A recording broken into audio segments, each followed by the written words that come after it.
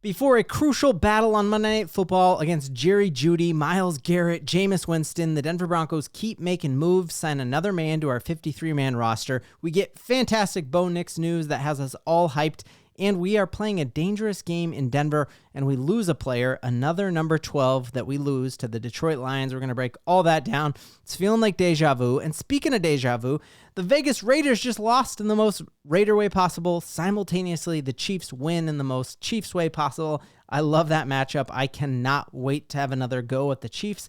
And I honestly hope we get a chance to play them again in the playoffs because I think we have their number and have what it takes. So yesterday, during our Thanksgiving lunch, we all were getting texts and our fantasy football apps were blowing up our phone that Bo Nix was questionable because of a back injury. Yesterday on the video, we took a look at where that back injury stemmed from. We all were very, very concerned with how's Bo Nix's back looking because they were saying he was questionable. Well, the team never said he was questionable. He was a limited participant in Thursday's practice, but it's Friday, and Bo Nix was a full participant in practice and went even a step further, saying that he's not only good to go, he is ready to roll.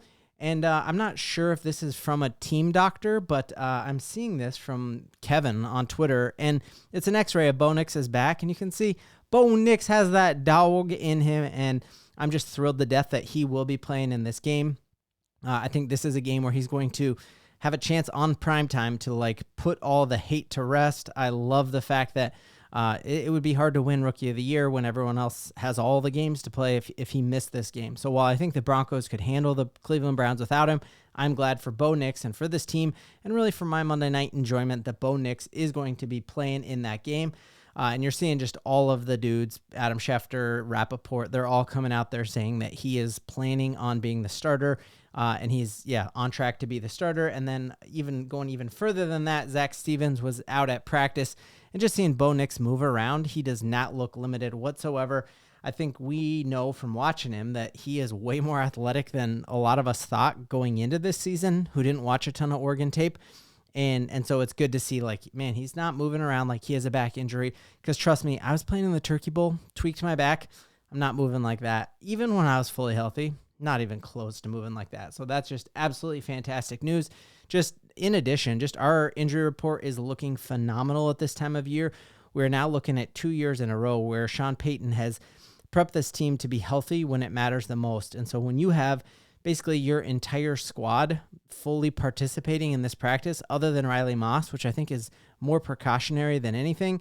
We're going to take a look at the Cleveland Browns injury report in a second. They're missing a key wide receiver, and so I think the need for Riley Moss in this game is a lot less than before.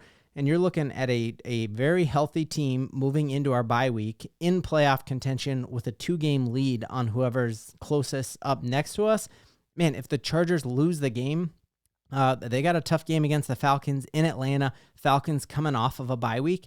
The Denver Broncos could be in that, could jump the Chargers, and we take care of the Chargers on that Thursday night game.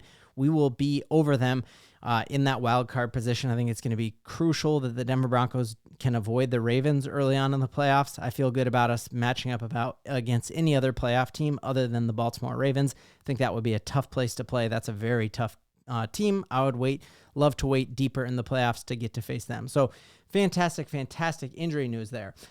But then the Denver Broncos made an interesting move here, and I think it's kind of a risky gamble. So Sean Payton has done a phenomenal job in Denver at navigating the practice squad eligibility. There's a rule in the NFL now where you can elevate a player from the practice squad onto your 53-man roster 4 times without having them take up a roster spot. So you've seen us do that with Lil Jordan Humphrey. You've seen us do that with our fullback Barton. And a lot of times, Sean Payton's just crushed that, and it's gone really well. We had Badie on our practice squad for a while, and we haven't gotten bit by that because any player on your practice squad can be plucked off of your practice squad as long as he is elevated to a starting role on another team.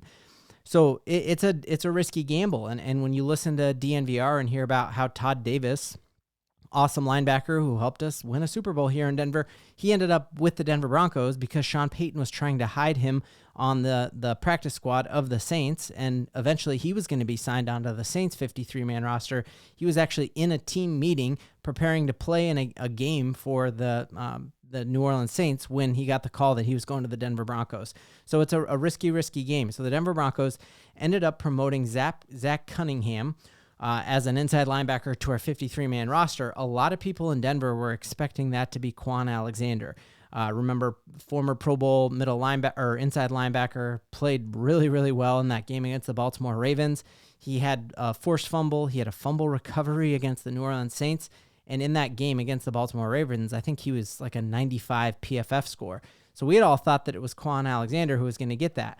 Well, Kwon Alexander ended up getting plucked off of our practice squad and signing with the Detroit Lions. Again, he was wearing number 12. Interesting that Tim Patrick just a few months ago was wearing number 12 with the Denver Broncos and got stolen and was catching passes on Thanksgiving from Jared Goff and the Detroit Lions. So I'm hoping this doesn't end up biting us in the butt. They're very excited in Detroit to have him because they lost out on Rodriguez. I remember watching him on Hard Knocks a couple of years ago, but he tore his ACL on Thanksgiving Day. So they signed Kwon Alexander, and they're hyped for him because they are looking at that. Oh, I guess it was a 92 PFF grade that he had with us against the Baltimore Ravens. Part of me is thinking like the Broncos maybe saw what they had in Kwon Alexander and moved away from him, because in the absence of Singleton, we really only played Kwon Alexander in these 3 games. And if you take a look at his total snap count, he wasn't really up there a lot. It seems like the Broncos and Vance Joseph have really settled in on that being Barton's job. And obviously, we'll look here at how the snap count has kind of played there. But I think this is just a kind of a risky move, but maybe the Broncos had moved on from him and that was okay.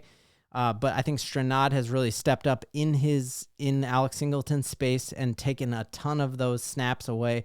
And so really these are our middle linebacker, inside linebackers who we are going with. And it seems as if the Broncos promoting Zach Cunningham over Kwon Alexander was mostly a special teams move, because if you take a look at it over the games that he's played on 13% of special team snap and only 10% of the defensive snap. So hopefully that doesn't come to bite us in the butt. If we stay healthy at that inside linebacker position, it's not going to be a big deal. If Strnad continues to play at this really high level like he has, and Barton continues to do that as well, it won't end up biting us in the butt, but we will keep an eye on all of that as well. Really, as we're going into this crucial Monday Night Football game, we can go into our bye week with just an insane amount of confidence. If we are 8-5 with 2-game leads on everyone else behind us, and like I said, if something happens here and the Chargers can lose that game to Atlanta, we are then hopping them, and we don't even have to worry about going into Buffalo. Like, what if we could get Pittsburgh? Or, I mean, us against the Houston Texans would be a fantastic matchup. They are a worse team than they were last year, and we almost beat them, and we're a better team than we were last year. And so I like that matchup, and truly, I think we could handle ourselves in Buffalo. I want to avoid Baltimore. It'd be pretty sick to somehow get to play Kansas City, although they just lost another head-scratching game where you look at them just being an 11-1 team, where how many of their wins have just happened at fluke times at the end. So you had the Raiders driving in field goal range, a botched snap hit Aiden O'Connell in the chest, and they pounced on it and ended up beating the Kansas City Chiefs. I love where we're at right now. We need to take care of business on Monday Night Football. We got a cross episode coming where I go behind enemy lines and talk to a Browns fan about how we take advantage, stop Jameis, how we stop Jerry Jeudy, that and a lot more. Can't wait to bring it to you. Happy Black Friday, Broncos country. We got a ton to believe in.